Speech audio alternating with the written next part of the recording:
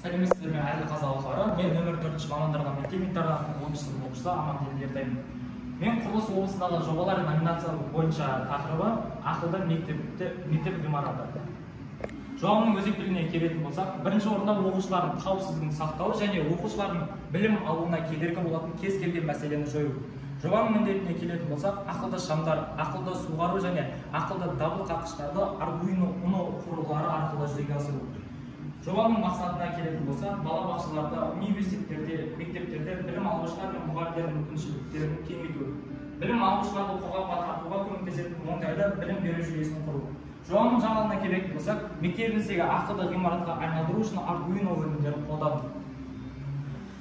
Зерттеу әдісі мен практикалық маңызға келетін болсақ, зерттеу әдістері мынандай этаптардан тұрады.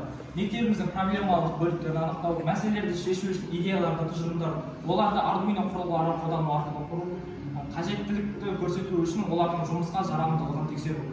Практикалық маңыздылығын робототехника, кодтаулы оқу әдістері мен мектепті дамыту үшін қолдану болып табылады. Біздің идеяларды кез келген балабақша, кез келген университет қолдануына болады. Ал жобаның функцияларына келетін болсақ, бірінші бізде айналмалы есік, яғни орысша айтқанда карусельный дверь, екінші ақылды шамдар, үшінші тиімді энергия, төртінші ақылды суғару және ақылды дабыл қаққыштар. Ал бұл датчиктер біздің жобамызға керек болған құрылғылар, олар бізде ылғалдық сенсоры, түтін сенсоры, ультрадыбыстық сенсор, плата, жарық диоды, фоторезистор және датчик движения. Ал жобамызды дайындау барысында бізде кабельдерді жалғауда және де объекттерді бір-біріне желілеу барысында қиындықтар болды, бірақ біз ол қиындыққа қарамай осы жобаны жасап шығардық. Ал енді датчиктерге келетін болсақ, бізде бірінші датчик движения, яғни бұл біздің қимыл қозғалысымызға қарай анықтайды. Бұл арқылы біз мысалы бөлмеде бір адам болатын болса, ол қозғалу арқылы жарықта жағу болады. Қарсы жағдайда жарық өшеді. Осы арқылы біз көптеген энергияны үнемдесек болады. Ал ылғалдық сенсордың кодтауы. Көп тұрған жер осы сенсордың коды, ал құрылғының өзіне келетін болсақ, бұл жерде құрылғы бізде ылғалдықты анықтайды. Яғни қазір ылғалдық жоқ болғандықтан қызыл свет жанып тұр, ал егер ылғалдықты анықтайтын болса, жасыл свет жанады. Яғни бұл арқылы біз топырақтың құрғақтылығын немесе оның құрғақтылығы жоғары екенін анықтауға болады. Ал тек бұны бұндай мақсатта емес, кез келген бір жылыжайда немесе ағындықтарда қолдануға болады. Келесі бізде ультрадыбыстық сенсорлық датчик. Ультрадыбыстық датчик ол бізде қашықтықты анықтауға көмек береді. Ол арқылы қазіргі таңда осы ультрадыбыстық датчик арқылы есіктер бар. Олар адамның қаншалықты жақын екенін анықтау арқылы есіктерді ашып жабуға көмектеседі. Ал одан кейінгі бізде датчигіміз фоторезистор. Бұл фоторезистор арқылы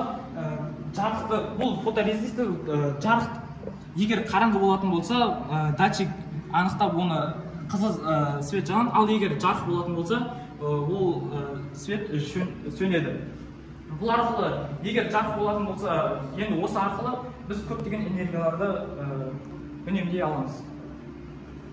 Ал келесі датчик ол түтін сенсоры. Ал көріп тұрғандарыңыздай бұл түтін сенсорының коды. Ал өзіне келетін болсақ, бұл түтін сенсоры бір оттегінің құрамы өзгеретін болса, немесе осы түтінді сезетін болса, бұл дабыл береді. Бұл арқылы біз көптеген оқушылардың нелерін анықтай аламыз.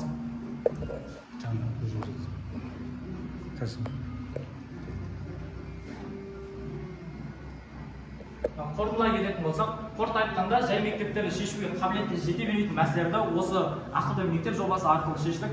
Білім алушылардың мүмкіндіктері жай мектептерде өте төмен болғандықтан, біз осы жобаны білім алушылардың мүмкіншілігін кеңейттік. Ал осы идеялардың барлығын Arduino құрылғылары арқылы жасап шығардық. Тіпті бұл мектеп оқушылардың өмірін жеңілдете ғана қоймай, әлемдік мәселелерді шешуге қабілетті екеніне көз жеткіздік. Біздің жұмысымыздың мақсаты Қазақстанның әрбір жерінде осы жобаны қолдану болып табылады. Ал назарыңызға рахмет, сау болыңыздар.